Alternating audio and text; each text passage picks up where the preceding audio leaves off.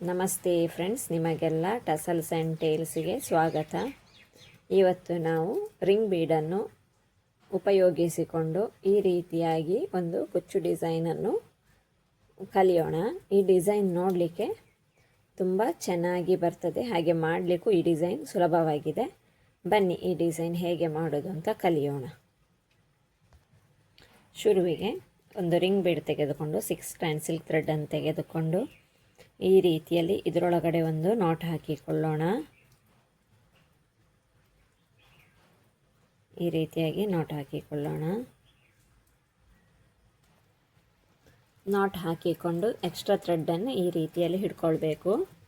ಹಿಡ್ಕೊಂಡು ಇಲ್ಲಿ ನಾಟಿನ ಎಡೆಯಲ್ಲಿ ನಾವು ಸೂಜಿಯನ್ನು ಹಾಕಿಕೊಳ್ಳೋಣ. ಈ ರೀತಿಯಾಗಿ ಸೂಜಿ ಹಾಕಿಕೊಂಡು ಒಂದು ಸಿಂಗಲ್ ಕ್ರೋಶೆ ಮಾಡಿಕೊಳ್ಳೋಣ.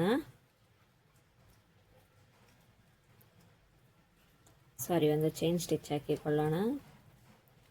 ನೆಕ್ಸ್ಟ್ ಸಿಂಗಲ್ ಕ್ರೋಶೆ ಮಾಡೋಣ. ಈ ರಿಂಗಿನ ಪೂರ್ತಿ ನಾವು ಸಿಂಗಲ್ ಕ್ರೋಶೆ ಮಾಡಿಕೊಂಡು ಹೋಗಬೇಕು. ಅದೇ ನಾವು ಎಷ್ಟು ಬರ್ತದೋ ಅಷ್ಟು, ಅಂದರೆ ನೀವು ತೆಗೊಳ್ಳುವ ರಿಂಗಿನ ಮೇಲೆ ಡಿಪೆಂಡ್ ಆಗಿರ್ತದೆ, ರಿಂಗಿನ ಸೈಜಿನ ಮೇಲೆ ಸಿಂಗಲ್ ಕ್ರೋಶೆ ಎಷ್ಟು ಹಾಕಬೇಕಾಗ್ತದೆ ಅಂತ. ಇದೇ ರೀತಿಯಲ್ಲಿ ಕಂಟಿನ್ಯೂ ಮಾಡೋಣ ಸಿಂಗಲ್ ಕ್ರೋಶೆ. ಈ ದಾರ ಸ್ವಲ್ಪ ಉಪದ್ರ ಕೊಟ್ಟಾಗೆ ಮಾಡ್ತದೆ, ಸರಿಯಾಗಿ ಈ ರೀತಿಯಲ್ಲಿ ಹಿಡಿದುಕೊಂಡು ಹೋದರೆ ಆಯಿತು. ದಾರವನ್ನು ಕೈಯಿಂದ ಬ್ಯಾಲೆನ್ಸ್ ಮಾಡ್ತಾ ಹೋಗಬೇಕು. ಇದೇ ರೀತಿಯಲ್ಲಿ ಪೂರ್ತಿ ರಿಂಗಿಗೆ ಸಿಂಗಲ್ ಕ್ರೋಶೆ ಹಾಕಿಕೊಳ್ಳೋಣ. ಇನ್ನೊಂದು ಸ್ವಲ್ಪ ಒಂದು 2-3 ಚೈನ್ ಸಿಂಗಲ್ ಕ್ರೋಶೆ ಹಾಕುವವರೆಗೆ ಈ ದಾರವನ್ನು ಇಟ್ಕೊಳ್ಳೋಣ. ಇದೇ ರೀತಿಯಲ್ಲಿ ಪೂರ್ತಿ ರಿಂಗು ಹಾಕ್ಕೊಳ್ತಾ ಹೋಗಬೇಕು. ಕೌಂಟ್ ಏನೂ ಇಲ್ಲ ನೋಡಿ. ಈ ರೀತಿಯಾಗಿ ಸೂಜಿ ಮೇಲೆ ದಾರ ತೆಗೊಳ್ಳಿಕ್ಕಿಲ್ಲ ಸಿಂಗಲ್ ಕ್ರೋಶೆ ಮಾಡಿಕೊಳ್ಳುವಾಗ.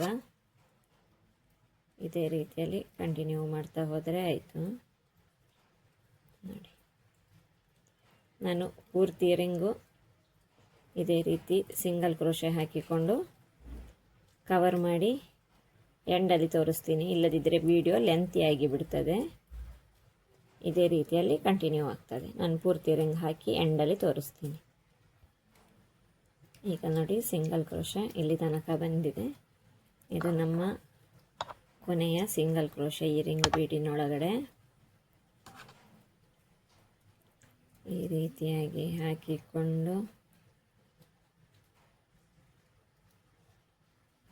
ಇಲ್ಲಿ ನಾವು ಫಸ್ಟ್ ಒಂದು ಚೈನ್ ಸ್ಟಿಚ್ ಹಾಕಿದ್ವಲ್ಲ, ಅದರ ಒಳಗಡೆ ಹೋಗಿ ಸ್ಲಿಪ್ ನಾಟ್ ಹಾಕಿಕೊಳ್ಬೇಕು. ಈ ರೀತಿಯಾಗಿ ಈ ರೀತಿಯಲ್ಲಿ ತಂದುಬಿಟ್ಟು, 2 ಇರ್ತದಲ್ಲ, 2 ಒಂದು ಮಾಡಿ ಸ್ಲಿಪ್ ನಾಟ್ ಆಯಿತು. ಇನ್ನೀಗ ನೆಕ್ಸ್ಟ್ ಸ್ಟೆಪ್ಪಿಗೆ ಈ ಲೂಪನ್ನು ಮೇಲೆ ಕೆಳೆದುಕೊಂಡು ಇದಕ್ಕೊಂದು ಬೀಡ್ ಹಾಕಿಕೊಳ್ಳೋಣ. ಈ ರೀತಿಯಲ್ಲಿ ಲೂಪಿನೊಳಗಡೆ ಒಂದು ಶುಗರ್ ಬೀಡನ್ನು ಆ್ಯಡ್ ಮಾಡಿಕೊಳ್ಳೋಣ. ನಾನಿಲ್ಲಿ ನೀಡಲಲ್ಲಿ 3 ಹಾಕಿಕೊಂಡು ಇಟ್ಕೊಂಡಿದ್ದೀನಿ, ನನಗೆ ಬ್ಯಾಲೆನ್ಸ್ ಇದೆ ಅಂತ. ಇಲ್ಲದಿದ್ದರೆ ಗಡಿ ತೆಗಿಬೇಕಾಗ್ತದಲ್ಲ ಅಂತ ಅನ್ನೋ ಕಾರಣಕ್ಕೆ ಈ ರೀತಿಯಲ್ಲಿ ಹಾಕಿಕೊಂಡು, ಈಗ ಫಸ್ಟ್ ಇದೊಂದೊಂದೇ ಸಿಂಗಲ್ ಕ್ರೋಶೆಗಳಿದ್ದಾವಲ್ಲ ತೆಗೆದುಕೊಂಡು ಇಲ್ಲಿ ನಾವು ಫಸ್ಟಿಗೆ ಮಾಡಿದ ಸಿಂಗಲ್ ಕ್ರೋಶದ ಮೇಲ್ಗಡೆ ಒಂದೊಂದೇ ಸಿಂಗಲ್ ಕ್ರೋಶೆ ಮಾಡಿಕೊಂಡು ಹೋಗೋಣ. ಈ ರೀತಿಯಾಗಿ ಸಿಂಗಲ್ ಕ್ರೋಶೆ, ಒಂದು ಸಿಂಗಲ್ ಕ್ರೋಶೆ. ಬೀಡಿಗೆ ಲಾಕ್ ಹಾಕ್ಕೊಳ್ಳಿಕ್ಕಿಲ್ಲ, ಸಿಂಗಲ್ ಕ್ರೋಶದಲ್ಲೇ ಕೂರಿಸ್ಕೊಂಡ್ರೆ ಆಯಿತು. ನೋಡಿ, ಈ ರೀತಿಯಾಗಿ ಈಗ ಇನ್ನೊಂದು ಬೀಡ್ ಹಾಕಿಕೊಳ್ಳೋಣ. ಈ ರೀತಿಯಲ್ಲಿ ಒಂದು ಸಿಂಗಲ್ ಕ್ರೋಶೆ ಹಾಕೋದು, ನೆಕ್ಸ್ಟ್ ಇನ್ನೊಂದು ಬೀಡು ತೆಗೆದುಕೊಳ್ಳೋದು. ಈ ರೀತಿಯಲ್ಲಿ ಇಲ್ಲಿ ಅದರ ಪಕ್ಕದ ಸಿಂಗಲ್ ಕ್ರೋಶದ ಒಳಗಡೆನೆ ಇನ್ನೊಂದು ಸಿಂಗಲ್ ಕ್ರೋಶೆ. ಈ ರೀತಿಯಲ್ಲಿ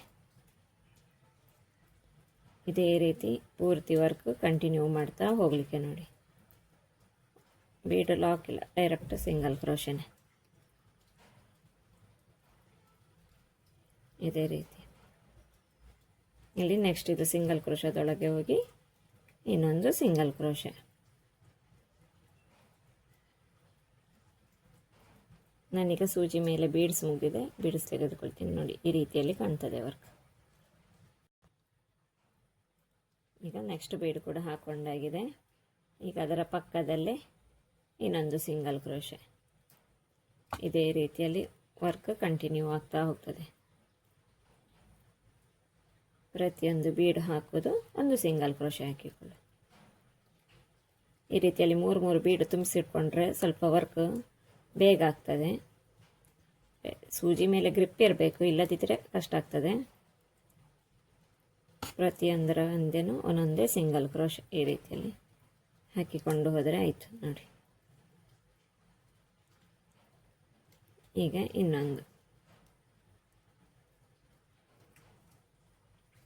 ನಾನಿಲ್ಲಿ ಸಣ್ಣ ಸಣ್ಣ ಬೀಡು ತೆಗೆದುಕೊಂಡಿದ್ದೀನಿ. ನೀವು ನಿಮಗೆ ಬೇಕಾದ ಸೈಜಿದು ಬೀಡು ತೆಗೋಬೋದು.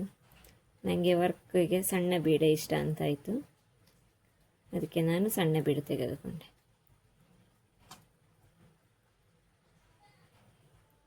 ಇದೇ ರೀತಿ ಬರ್ತದೆ ನೋಡಿ.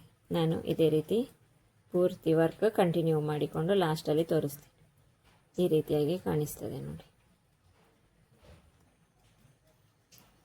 ಇವಾಗ ಇದು ಲಾಸ್ಟಿನ ಬೀಡು. ಈ ರೀತಿಯಲ್ಲಿ ತೆಗೆದುಕೊಂಡು ಇನ್ಸರ್ಟ್ ಮಾಡಿಕೊಳ್ಳೋಣ.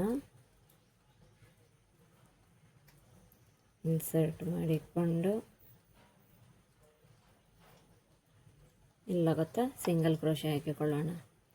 ಫಸ್ಟಿನ ಬೀಡಿನ ಪಕ್ಕದಲ್ಲಿ ಬರ್ತದೆ.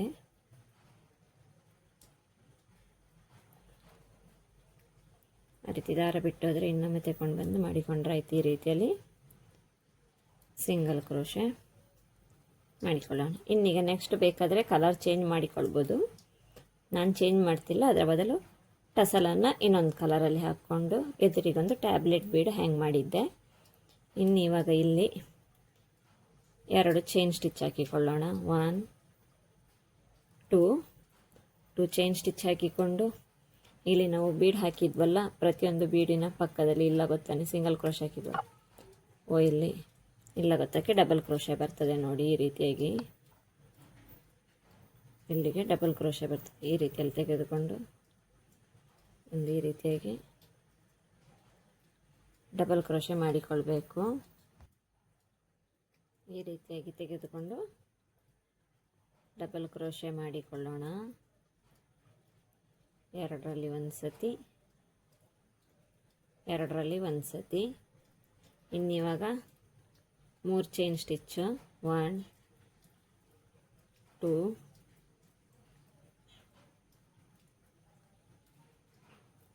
3 3 ಚೈನ್ ಸ್ಟಿಚ್ ತೆಗೆದುಕೊಂಡು ಇಲ್ಲಿ ಡಬಲ್ ಕ್ರೋಶದ ಒಳಗಡೆ ಬಂದು ಒಂದು ಪೀಕಾಟ್ ಮಾಡಿಕೊಳ್ಳೋಣ. ಈ ರೀತಿಯಾಗಿ ಇದು ಡಿಸೈನು ಫುಲ್ ಆದಮೇಲೆ ತುಂಬ ಚೆನ್ನಾಗಿ ಕಾಣ್ತದೆ. ಟಸಲ್ ಹಾಕಿಬಿಟ್ಟು ಹೆವಿ ವರ್ಕ್ನಾಗಿನೂ ವಿದೌಟ್ ಟಸಲ್ ಸಿಂಪಲ್ ವರ್ಕ್ ಆಗಿನೂ ಇದು ಈ ಕುಚ್ಚನ್ನು ಯೂಸ್ ಮಾಡಿಕೊಳ್ಬೋದು ಮೋಟಿಫನ್ನು. ಇನ್ನಿವಾಗ ನೆಕ್ಸ್ಟ್ ಇದು ಬೀಡಿನ ಪಕ್ಕದಲ್ಲೇ ಇನ್ನೊಂದು ಡಬಲ್ ಕ್ರೋಶೆ. ಸೂಜಿ ಮೇಲೆ ಒಂದು ಲೂಪ್ ಉಂಟು, ಇನ್ನೊಂದು ಲೂಪ್ ತೆಗೆದುಕೊಂಡು ಇಲ್ಲಿ ಪ್ರತಿ ಸತಿಯು ಒಂದೊಂದು ಬೀಡಿನ ಪಕ್ಕದಲ್ಲಿ, ಅಂದರೆ ಅದರ ಬೀಡಿನ ಕೆಳಗಡೆ ಆ ಬೀಡಿ ಹಾಕಿದ್ದು ನೋಡಿ ಇಲ್ಲಿ ಈ ರೀತಿಯಾಗಿ ಬರ್ತದೆ. ಇಲ್ಲಿ ಮಾತ್ರ ಡಬಲ್ ಕ್ರೋಶೆ ಹಾಕುವಾಗ ಸ್ವಲ್ಪ ಕೇರ್ಫುಲ್ಲಾಗಿರಬೇಕು, ಒಂದೇ ಲೆಂತಲ್ಲಿ ಬರಬೇಕು, ಇಲ್ಲದಿದ್ದರೆ ಬೀಡು ಕವರ್ ಆಗಿ ಹೋಗುವ ಚಾನ್ಸ್ ಇರ್ತದೆ. ಯಾಕಂದರೆ ನಾನಿಲ್ಲಿ ಸಣ್ಣ ಬೀಡು ತೆಗೆದುಕೊಂಡಿದ್ದೆ ಅಲ್ಲ, ನನಗೆ ಸಣ್ಣ ಸಣ್ಣದಾಗಿ ಬೇಕಿತ್ತು ವರ್ಕ್. ನೀವು ಬೇಕಾದರೆ ದೊಡ್ಡ ಬೀಡು ಕೂಡ ತೆಗೋಬೋದು. ಡಬಲ್ ಕ್ರೋಶೆ, 3 ಚೈನ್ ಸ್ಟಿಚ್ಚು, ಒಂದು ಪೀಕಾಟ್. ಇದೇ ರೀತಿಯಲ್ಲಿ ಕಂಟಿನ್ಯೂ ಆಗ್ತದೆ ವರ್ಕ್ ನೋಡಿ. ಈ ರೀತಿಯಾಗಿ ಕಾಣಿಸ್ತದೆ ವರ್ಕ್. ಈಗ ನೋಡಿ ನಂದು ಇಷ್ಟು ಡಬಲ್ ಕ್ರೋಶೆ ಹಾಕಿ ಪೀಕಾಟ್ ಮಾಡಿಕೊಂಡಿದ್ದೀನಿ. ಇನ್ನೊಂದು ಸತಿ ಬೇಕಾದರೆ ತೋರಿಸಿಕೊಡ್ತೀನಿ, ಡೌಟ್ ಇದ್ದರೆ ಏನಾದರೂ. ಈ ರೀತಿಯಲ್ಲಿ ಸೂಜಿ ಮೇಲೆ ದಾರ ತೆಗೆದುಕೊಂಡು ಪ್ರತಿಯೊಂದು ಬೀಡಿನ ಪಕ್ಕದಲ್ಲಿ ಆ ಬೀಡಿನ ಕೆಳಗಡೆ ಹಾಕಿದರೆ ಆಯಿತು. ಈ ರೀತಿಯಲ್ಲಿ ಆಗ ಸುಲಭ ಆಗ್ತದೆ. ಅದೇ ಡಬಲ್ ಕ್ರೋಶೆ ಹಾಕುವಾಗ ಮಾತ್ರ ಒಂದೇ ಲೆಂತಲ್ಲಿ ಹಾಕೋಬೇಕು. ಮತ್ತು ಟೈಟಾಗಿ ಹಾಕೋಬೇಕು, ಇಲ್ಲಾಂದರೆ ಬೀಡು ಕವರ್ ಆಗಿ ಹೋಗೋ ಚಾನ್ಸ್ ಇರ್ತದೆ. ಡಬಲ್ ಕ್ರೋಶೆ ಹಾಕಿ 3 ಚೈನ್ ಸ್ಟಿಚ್ ಹಾಕಿ ಒಂದು ಪೀಕಾಟ್ ಹಾಕ್ಕೊಂಡ್ರೆ ಆಯಿತು. 1 2 ಈ ರೀತಿಯಾಗಿ ಕಾಣಿಸ್ತದೆ ವರ್ಕ್. ಸೂಜಿ ಮೇಲೆ ದಾರ ತೆಗೆದುಕೊಂಡು ಬೀಡಿನ ಕೆಳಗಡೆ ಬಂದುಬಿಟ್ಟು ಈ ರೀತಿ ಬೀಡಿನ ಕೆಳಗೆ ಬಂದು ಡಬಲ್ ಕ್ರೋಶೆ 1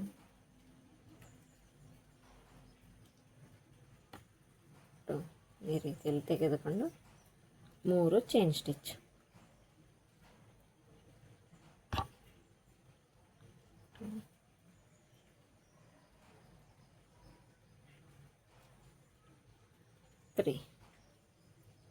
ಇನ್ನೊಂದು ಪೀಕಾಟ್, ಈ ಬೀಡ್ ಈ ರೀತಿಯಲ್ಲಿ ಬಂದು ಇದರ ಒಳಗಡೆ